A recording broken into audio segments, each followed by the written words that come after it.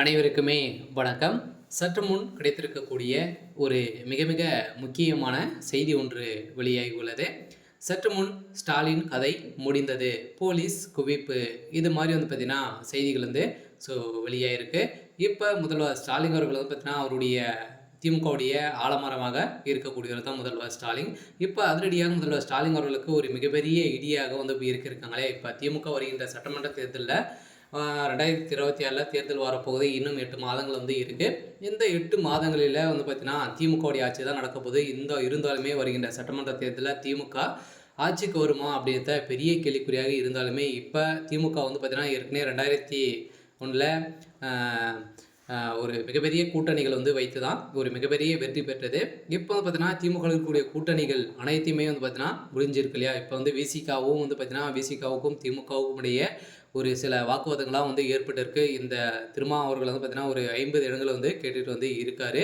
So இருந்தாலுமே இப்போ அதிரடியாக முதல்வர் ஸ்டாலின் அவர்களை பார்த்தீங்கன்னா விசிகா அவர்கள் பார்த்தீங்கன்னா கட்சியை விட்டு வெளியே போட நாயா அப்படின்ற மாதிரி இப்போ விசிகா அவர்கள் பார்த்தீங்கன்னா திருமா அவர்களை முதல்வர் ஸ்டாலினுடன் கடும் கோபத்தில் திட்டிய சம்பவம் பெரும் அதிர்ச்சியை சொல்லிச்சிருக்கு. இந்த நிலையில் இப்போ அதிரடியாக திமுகவுடைய கோட்டையை களையக்கூடிய விதத்தில் தான் நடந்துட்டு இருக்கு. இருந்தாலுமே இப்போ தமிழகத்தில் நடக்கக்கூடிய அனைத்து ஊழல் பட்டியலிலும் பார்த்தீங்கன்னா திமுக சந்த அமைச்சர்கள்லாம் பார்த்தீங்கன்னா இதில் முக்கால்வாசி பேர் சிக்கியிருக்காங்க. ஸோ இந்த நிலையில் இப்போ ஆளுநர் RN ரவி அவர்கள் பார்த்தீங்கன்னா போட்டிருக்கக்கூடிய உத்தரவின் அடிப்படையில் கூடியவர்கள் இன்னும் ஒரு மாதத்துக்குள்ளே பார்த்தீங்கன்னா ஊழல் பட்டியலில் சிக்கிய அனைத்து அமைச்சர்களுமே பார்த்தீங்கன்னா கைது செய்யப்படணும் அப்படின்றத இப்போ அதிரடியாக பார்த்தீங்கன்னா உத்தரவு போட்டிருக்காங்க. சொல்ல முதல்வர் ஸ்டாலின் அவர்கள் ஏற்கனவே உதயநிதி ஸ்டாலின் அவர்களுக்கும் அதே மாதிரி ஆளுநர் RN ரவி அவர்களுக்கும் இடையே நிறைய பிரச்சனைகள் போயிட்டு இருக்குது திமுக கூடிய.